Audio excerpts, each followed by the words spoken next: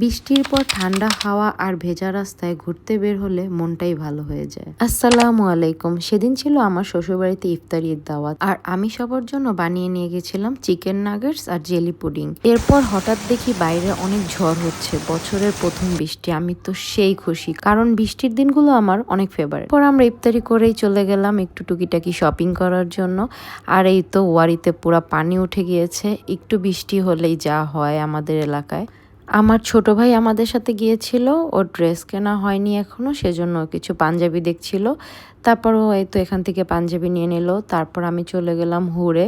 এখানে আমি কিছু ড্রেস দেখছিলাম।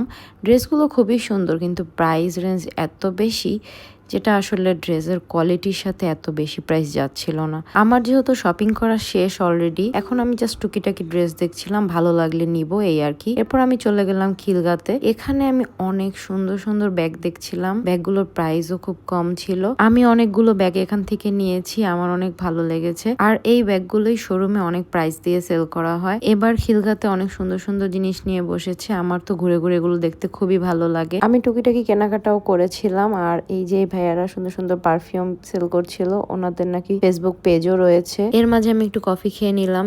এরপরে আমরা বাসায় চলে আসলাম। বৃষ্টির দিনে এই ছোট্ট আউটিংটা আমার খুবই ভালো লেগেছে, কারণ বৃষ্টির পরে ওয়েদারটা আসলেই খুব সুন্দর ছিল।